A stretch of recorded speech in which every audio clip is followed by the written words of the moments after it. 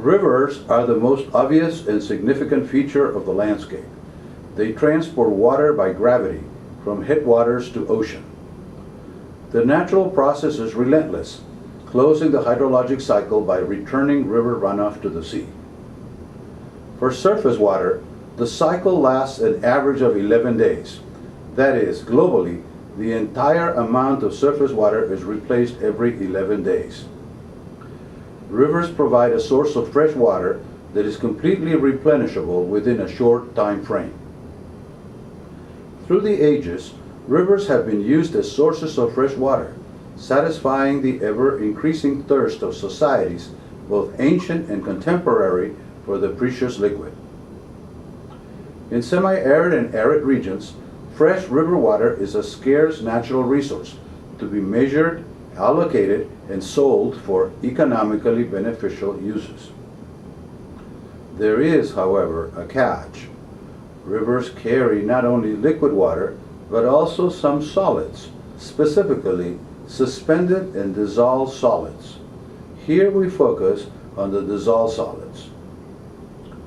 The natural function of rivers is to carry these solids to the ocean. To put it in simple terms, the first and foremost role of rivers is to export the solids produced by the watershed into the ocean. A portion of the river runoff must be reserved for this natural purpose. We must determine judiciously what portion of the river runoff should be reserved. Once this is accomplished, the rest of the runoff may be used consumptively, for instance, to irrigate crops.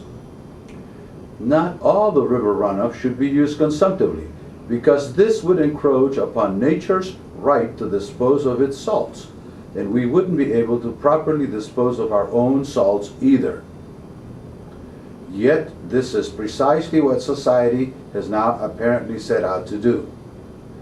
In the San Joaquin Valley of California, a major U.S. producer of food and fiber, the concept of zero net discharge is becoming established. Society encourages farmers to produce the much-needed food and fiber, but at the same time, it discourages them from disposing of their wastes on the ground that they would pollute the downstream river.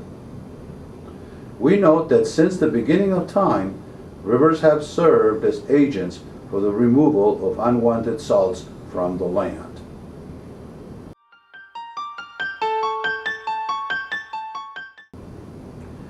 Under pristine conditions, rivers have a dissolved salt content ranging from less than 100 parts per million near the headwaters to more than 1,000 parts per million in the lower reaches. The actual amounts vary depending on the local climate, geology, and geomorphology. Typically, basins that have been partially endorheic in the geologic past or are currently partially endorheic have a tendency to show higher salt concentrations. Salt concentrates through evaporation and evapotranspiration. In arid and semi-arid regions, evaporation predominates, while in subhumid and humid regions, evapotranspiration is the rule. Salts are produced by the mere functioning of the biosphere, either through concentration by evaporation and evapotranspiration, or by their release from rocks and subsequent waste, as some salts are not needed in the amounts in which they are supplied. It is a well-known fact that irrigation produces salts. This should not come as a surprise, because irrigation is just an efficient way of producing food and fiber. In their life cycle, crops evapotranspire a great quantity of water. At the same time, they help in releasing many good and some not so good nutrients from the underlying soil and rock. Thus, the waste of irrigation is like any other waste, not needed where it happens, and therefore presumably to be gotten rid of. The prevailing wisdom appears to be that irrigation waste is not bad enough to get rid of. Following this rationale, the concept of evaporation basin has evolved.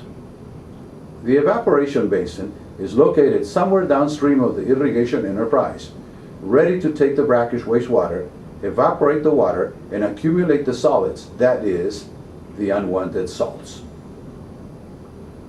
This situation, however, is not optimal because where nature has produced closed drainage systems, it has also suppressed most life.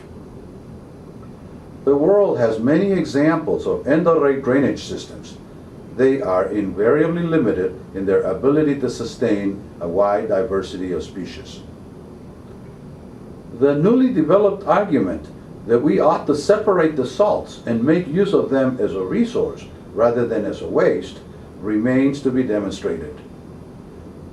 Indeed, the separation of salts may prove to be very energy intensive.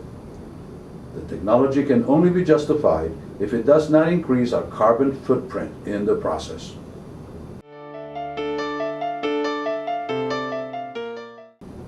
In conclusion, if we persist in engineering evaporation ponds where irrigation enterprises have flourished, we will also engineer a dismal future of salt-affected, barren lands. It means eventually quitting the irrigation enterprise altogether, a strategy that is clearly not in our best interest. The correct approach is to reserve a certain amount of waste runoff to carry the solids to the ocean. To the extent possible, gravity flow, a renewable form of energy, should be the preferred way for the mechanical transport of waste solids to the sea.